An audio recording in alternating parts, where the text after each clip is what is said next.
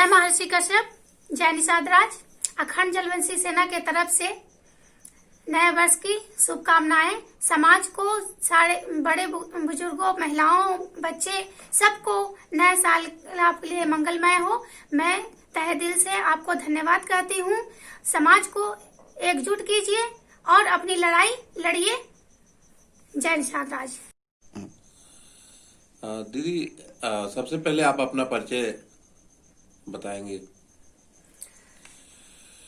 मैं अखंड जलवंशी सेना संगठन है हमारा, मैं उसमें राष्ट्रीय अध्यक्ष हूँ और मेरा नाम बरखा कश्यप है। मेरा मायका बिहार गया जिले का है और यहाँ बाराबंकी में मेरा ससुराल है। और गांव में से मतलब शहर में रह रहे हैं बाराबंकी में? जी, मैं जब 4 साल हुए हैं, मैं बाराबंकी में यहाँ जमीन खरीद के अपना घर बनाई हूँ, क्योंकि मुझे बच्चों को सबसे ज्यादा पढ़ाने की जरूरत थी। वहाँ पढ़ाई, इनकी परवरिश सही से नहीं हो पा रही थी। इस वजह से मैंने यहाँ बाराबंकी में घर बनाया, अपने बच्चों को यहाँ बेहतर स्कूल में नाम लिखवाया और फिर उनकी शिक्षा के ऊपर ज्यादा जोर दिया है। क्योंकि मुझे अच्छी तरह से पता है कि समाज में अगर महिलाएं पढ़ी लिखी ना होंगी तो अब समाज आगे बढ़ने वाला नहीं है। जी। अच्छा दीदी जी, आपको समाज सेवा में आने की प्रेरणा कैसे मिली? क्यों ऐसा महसूस हुआ कि हमें समाज सेवा में आना चाहिए? ऐसा था कि जब मैं अपने ससुराल में जब यहाँ आई तो मैं रहने वाली तो बिहार की हूँ, गया जिले की, लेकिन वहाँ का पोजीशन कुछ समाज का हमारे यहाँ ठीक है, अच्छा है और सर्विस पे हैं लोग, अच्छे खासे कमाते खाते हैं और शिक्षित हैं। लेकिन यहाँ पे जब मैं आई ससुराल में तो मैं कई जगह हर गांव में गई और मैं ऐसी स्थितियां देखी लोगों के समाज के अंदर कि ना ही शिक्षा का अभाव है, ना ही ये छोटे बच्चों की जो कहते हैं कि शादी करा दी जा रही है। बच्चे यहाँ तक समझ ही नहीं पा रहे हैं कि ये शादी का मतलब क्या है और शादी हो जा रही है जी। तो मुझे ये चीज बिल्कुल खराब लगा कि जो पढ़ने का, खेलने का उम्र है, आज उनकी विवाह हो जा रहा है, कुछ उनको पता ही नहीं है कि क्या है। तो और समाज जब बच्चों को पढ़ाएगा नहीं तो आगे कैसे बढ़ पाएगा। तो इस वजह हर गांव में मैं गई, हर जगह मैंने देखा सिर्फ मेरा ही समाज नीचे गिरा हुआ है जी। तो उसी बीच मुझे समझ में पहले ही एक ख्वाहिश थी, जब मैं गांव में थी तो मुझे ऐसा लगता था कि जो है मुझे कुछ करना चाहिए इनके लिए और मैं एक अपने समाज की महिलाओं को इकट्ठा करूं और इकट्ठा करके मतलब कोई संदेश अपने समाज को दूं कि जो है अब महिलाएं पीछे नहीं हटेंगी। महिलाएं अब डट के लड़ना जानती हैं, पढ़ना जानती हैं, कुछ करना चाहती है जी। तो इस पे मैंने ये विचार किया और बाद में मेरा जो है मुझे समझ में नहीं आया इसकी शुरुआत कहाँ से करूं। तो मुझे ऐसा लगा कि मैं एक संगठन बनाऊं जो अपना समाज का हो जी। उसके बाद तो मैंने अपना संगठन बनाया। मैंने गांव जाके महिलाओं को इकट्ठा किया, उनको शिक्षा के बारे में बताया, उनको राजनीति के बारे में बताया, उनको यही कहा कि अगर जब हम पढ़ेंगे नहीं तो आगे बढ़ेंगे नहीं, हमको राजनीति में हिस्सेदारी नहीं मिलेगी जी। तो अभी जब आपका एक देखा जाता है कि आप बहुत ज्यादा समाज के बीच में जाती हैं, बाराबंकी से लगभग 60-65 किलो, 70 किलो और 100 किलोमीटर दूर चली जाती हैं, जब समाज पे शोषण अत्याचार होता है, कई बार हमेशा देखने को मिलता है कि जिनके साथ शासन प्रशासन कोई नहीं खड़ा होता है, तभी आप अकेली महिला होकर डटी रहती हैं। उस वक्त मेरा मन पीड़ित होता है कि समाज के लोगों को आपका थोड़ा सपोर्ट करना चाहिए और फिर आपको मतलब इतना कुछ कैसे एडजस्ट कर लेती है?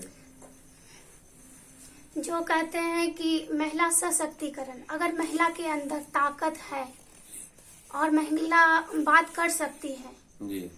हर चाहे कोई ऑफिसर हो, चाहे जो भी हो, वो बात कर सकती है और समाज के लिए आवाज उठे। सबसे ज्यादा तो है इम्पोर्टेंट चीज जो कि समाज के लिए आवाज उठाना, गलत के खिलाफ आवाज उठाना, वही मैं करती हूँ और इसी से सब हिल जाते हैं। उनकी समझ में आ जाता है कि नहीं, मैंने जो किया है इससे बच के रहना।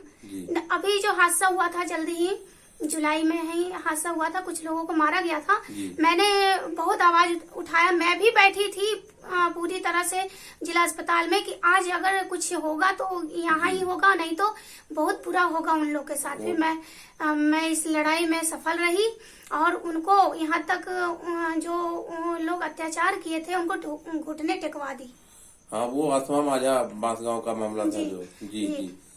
अच्छा दीदी, आप मतलब जैसे कि इस पे क्या कहना चाहेंगे कि महिलाएं अगर आपके साथ, संगठन के साथ मतलब सक्रिय होती हैं, तो जो छोटे छोटे काम है ब्लॉक स्तर के, तहसील स्तर के, प्रधान स्तर के, उसकी जो योजनाएं है, सरकारी योजनाएं जिसका लाभ हमारे समाज तक नहीं पहुंच पाता है, अगर महिलाएं या लोग सक्रिय होंगे तो उसका लाभ तो मिल पाएगा ना। अगर आवाज उठाती हैं, उसके लिए तहसील या ब्लॉक तक जाती हैं। जी नहीं, देखिए तहसील ब्लॉक तक जाती हैं। मैंने जो यहाँ तक महिलाओं को जागरूक, जो अभी बीच में जब लॉकडाउन खत्म हुआ उसके बाद मैंने बहुत दौड़ी हूँ और तहसील और ब्लॉक से जो लाभ मिलना चाहिए महिलाओं को, वो मैंने एक समूह बनाया बाराबंकी में। अभी यहाँ पे एक ये क्या कहते हैं, यही बाराबंकी के पास ही है। जी जी। तो वहाँ महिलाओं को मैंने इकट्ठा किया, कुछ महिलाएं यहाँ मेरे यहाँ की महिलाएं थी और एक समूह बनाया और ब्लॉक से जो माध्यम से जो उनको मिलना चाहिए समूह के वजह से, हाँ मतलब लाभ बहुत आता है, तो उसके बारे में बताया और उनको जोड़ा, महिलाओं को जोड़ के रखा। जोड़ के बाद एक उनके अकाउंट खाता खुलवाया कि सरकार इसमें पैसा डालेगी और आपको वो उस पैसा आपको जरूरतमंद, मतलब जैसे आपको कुछ भी बिजनेस करना हो या कुछ भी करना हो, कोई घर बैठे ही बिजनेस चलाना हो, आप चला सकती हो और कर सकती हो। कम से कम 2 पैसा आपके घर में आएंगे। और दूसरी बात तहसील और ब्लॉक की बात ये कि देखिए, अब मैं ये चाहती हूँ कि ज्यादा से ज्यादा महिलाएं प्रधानी में और जिला पंचायत में खड़ी हूँ, चुनाव मैदान में लड़े, तभी कुछ हो सकता है। और लड़के अपनी ताकत को पहचाने और ये लड़ाई लड़ना जरूरी है उनके लिए। उनको लड़ना ही होगा, नहीं तो ज्यादातर देहात में बहुत लोग बेवकूफ बनाने के लिए कार्य करते हैं और हमेशा जो है समाज को पीछे ही की ओर ले जाते हैं। उनके लिए कुछ भी विकास नहीं होता और अगर आप नहीं जागेंगे तो कभी जिंदगी में ये जागेंगे नहीं। उनको लड़ाई लड़ना है, भले उनकी हार हो, लेकिन उनको खड़ा होना है। दीदी जी, आप वीरांगना फूलन देवी जी के जीवन संघर्षों के बारे में कितना जानती हो और हमारे समाज के आने या पूरे मूल निवासी SC ST OBC की महिलाओं को, पूरे वर्ल्ड की महिलाओं को क्या सीख लेनी चाहिए फूलन देवी के जीवन संघर्षों से? देखिए, हम उनके बारे में ज्यादा तो जानते नहीं हैं, लेकिन बस इतना जानते कि वो हमारे समाज की महिला थी। उन्होंने बहुत संघर्ष किया, अपनी लड़ाई को लड़ी और ये साबित कर दिया कि हमेशा सच की लड़ाई लड़ो, गलत की जो गलत हो रहा है उसके लिए चुप न बैठो मत, अपनी लड़ाई लड़ो। उनके ऊपर अत्याचार हुआ और उनका बलात्कार हुआ, लेकिन उन्होंने जो अपनी इस लड़ाई को साबित कर दिया कि मैंने अपना बदला ले लिया। और यही सीख महिलाओं को लेना चाहिए कि हमेशा गलत के खिलाफ बोलो, अपने हक अधिकार के लिए लड़ाई लड़ो। और नहीं तो देखिए, ऐसे तो चुपचाप सब बैठे ही रहते हैं। बहुत सारे लोग ऐसे समाज में हैं, समाज में क्या, अन्य बिरादरी OBC ST कास्ट से अगर कुछ बहन बेटियों के साथ हो जाता है तो उस मामले को दबा देते हैं। दबाना, अरे जब हम इंसान हैं तो हमें गलत के लिए आवाज उठाना चाहिए, बोलना चाहिए जी। लेकिन फूलन देवी एक ऐसी महिला थी जिन्होंने अपना स्वयं बदला लिया उन्होंने, और ये साबित कर दिया कि महिलाएं कभी किसी से कम नहीं है जी।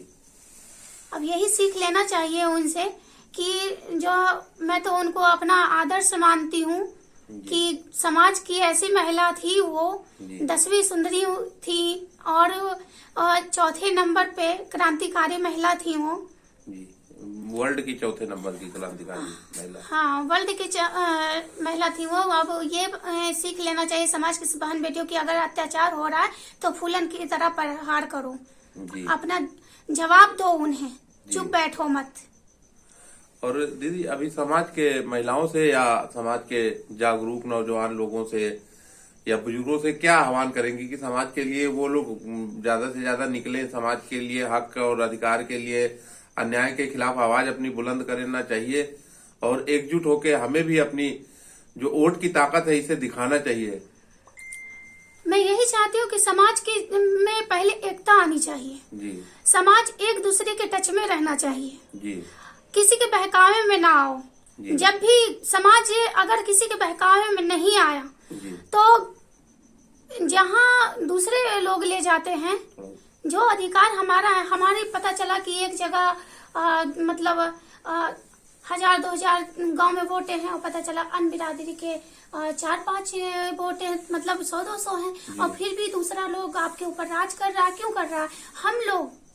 हम लोग में एकता नहीं है जी। हम लोग एक होंगे तभी आगे बढ़ पाएंगे, चाहे वो इलेक्शन का हो, चाहे सामाजिक मुद्दा हो और चाहे कोई भी लड़ाई हो, चाहे बहन बेटियों पे अत्याचार हो रहा है, हमें साथ में मिलकर आवाज उठाना चाहिए और अधिकार के लिए लड़ना चाहिए, तभी जो है हमें सफलता मिलेगी। बहुत बहुत धन्यवाद दीदी जी। और हमें ये उम्मीद है, पूरे समाज को आपसे उम्मीद है, बहुत सारे लोग आपको देखते हैं सोशल मीडिया पे। और आप ये बताइए कि मतलब आप आज के 10 साल पहले के समाज में कितनी जागरूकता थी, आज जागरूकता का स्तर बढ़ा है जब से आप सब लोग और तमाम सामाजिक शुभचिंतक और बहनें आप जैसी समाज में निकल के आई हैं, तब से जागरूकता का प्रतिशत बढ़ा है कि नहीं?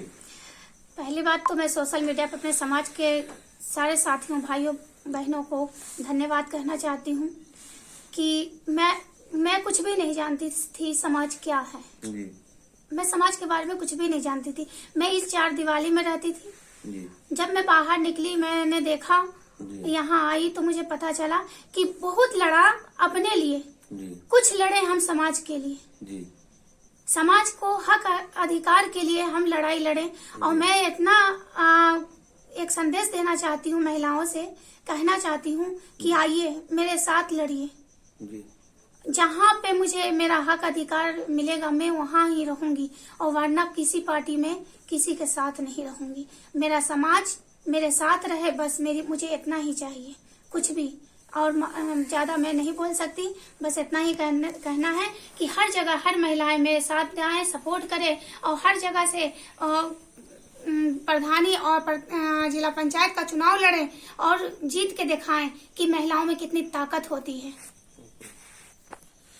और दीदी जी, आप जितना संघर्ष करती हैं समाज के लिए, जितना आप समाज के लिए एक्टिव रहती हैं, बहुत बहुत धन्यवाद आपका पूरे समाज के तरफ से। और समाज के लोग आपसे बहुत ज्यादा उम्मीदें भी रखते हैं कि आप आगे बढ़ के समाज को बहुत ऊपर तक ले जाएंगी, बहुत जोड़ेंगी समाज को और आगे बढ़ के राजनीतिक हिस्सेदारी प्राप्त करके आप समाज के लिए हक और न्याय की लड़ाई हमेशा लड़ती रहेंगी। और जैसे सोशल जो लोग नहीं निकल पाते हैं दीदी जी, उन लोगों से क्या अपील करेंगे कि सोशल मीडिया के माध्यम से हमारी चाहे बहनें हैं या भाई हैं, कम से कम सपोर्ट करना चाहिए कि नहीं करना चाहिए? पहले जब सोशल मीडिया नहीं था जी तो कोई किसी को जानता नहीं था जी, है ना, बस वैसी जिस गांव में थे या फिर जहाँ पे रिश्तेदारी था वहाँ। अब तो सोशल मीडिया को हमें धन्यवाद कहना चाहिए कि आज आप सोशल मीडिया के जरिए से यहाँ पे आए हैं जी, हैं और यहाँ पे मेरा इंटरव्यू ले रहे हैं। मैं यही कहना चाहूंगी समाज के, चाहे पुरुष हो चाहे महिला हो, कि आप कुछ भी ना करो तो मेरा घर बैठे ही सहयोग करो, सपोर्ट करो इस सोशल मीडिया के जरिए से।